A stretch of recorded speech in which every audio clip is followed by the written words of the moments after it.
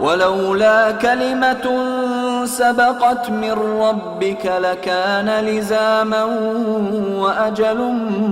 مسمى فاصبر على ما يقولون وسبح بحمد ربك قبل طلوع الشمس وقبل غروبها ومن آناء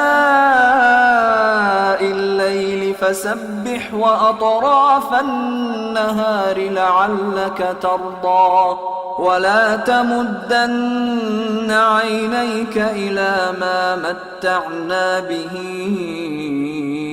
أزواجا منهم زهرة الحياة الدنيا لنفتنهم فيه ورزق ربك خير وأبقى وأمر أهلك بالصلاة واصطبر عليها لا نسألك رزقا نحن نرزقك والعاقبة للتقوى وقالوا لولا يأتينا بآية من ربه أولم تأتهم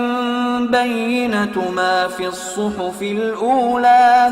ولو أنا أهلكناهم بعذاب من قبله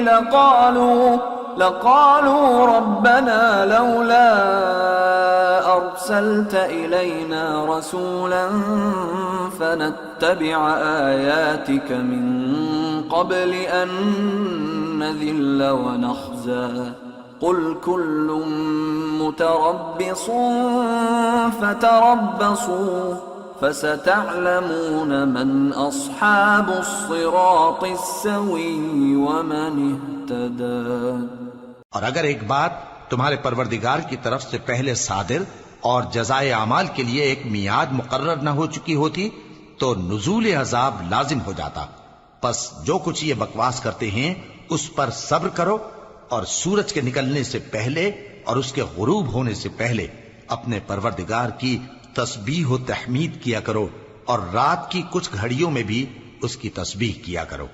اور دن کے مختلف اوقات یعنی دوپہر کے وقت بھی تاکہ تم خوش ہو جاؤ۔ اور کئی طرح کے لوگوں کو جو ہم نے دنیا کی زندگی میں آرائش کی چیزوں سے نوازا ہے تاکہ ان کی آزمائش کریں، ان پر نگاہ نہ کرنا،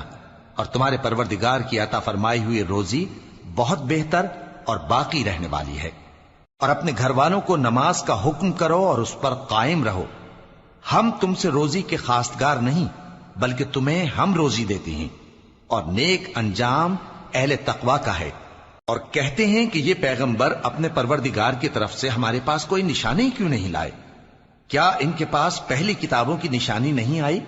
اور اگر ہم ان کو پیغمبر کے بھیجنے سے پیشتر کسی عذاب سے ہلاک کر دیتے تو یہ کہتے کہ اے ہمارے پروردگار، تو نے ہماری طرف کوئی پیغمبر کیوں نہ بھیجا کہ ہم ذلیل اور رسوا ہونے سے پہلے تیرے احکام کی پیروی کرتے۔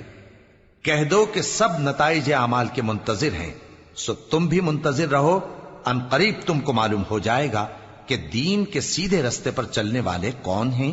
اور جنت کی طرف راہ پانے والے کون ہیں، ہم یا تم